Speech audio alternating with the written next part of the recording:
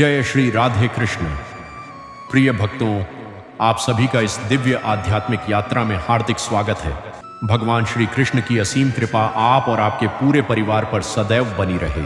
जो भी भक्त आज श्रद्धा और विश्वास के साथ इस दिव्य वाणी को सुन रहा है, प्रभु उसके जीवन से दुख, भय, चिंता और निराशा को दूर करें तथा उसके जीवन को सुख, शांति और समृद्धि से भर दें। मित्रों, जीवन में हर व्यक्ति सुख चाहता है, लेकिन सुख का मार्ग बहुत कम लोग जानते हैं।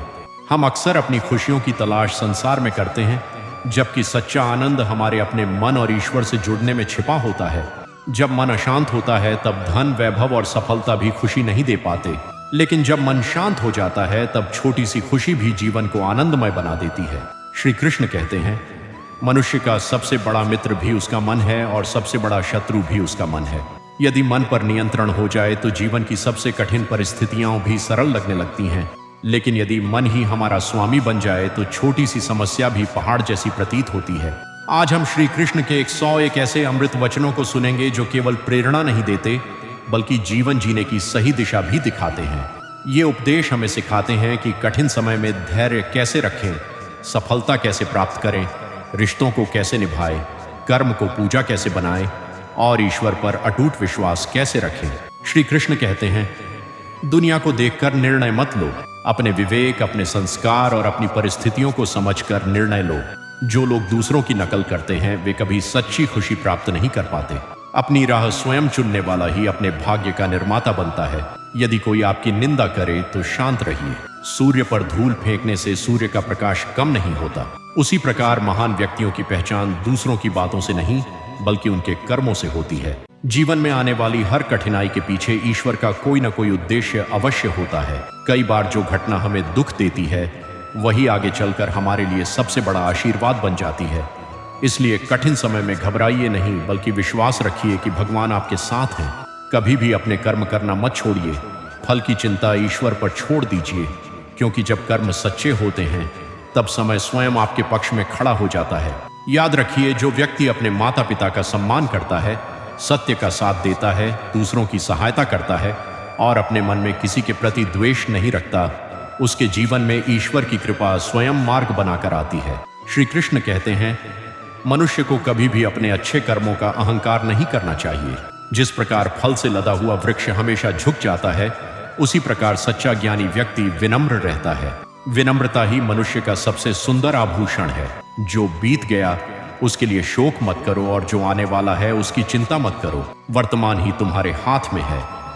यदि आज का कर्म श्रेष्ठ होगा तो आने वाला कल स्वयं उज्जवल बन जाएगा।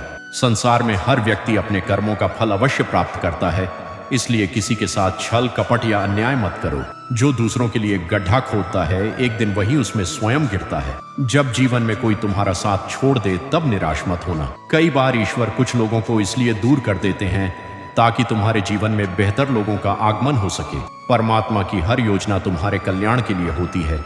यदि तुम्हें लगता है कि तुम्हारी प्रार्थना का उत्तर नहीं मिल रहा तो धैर्य रखो। ईश्वर कभी देर कर सकते हैं लेकिन अन्याय नहीं करते।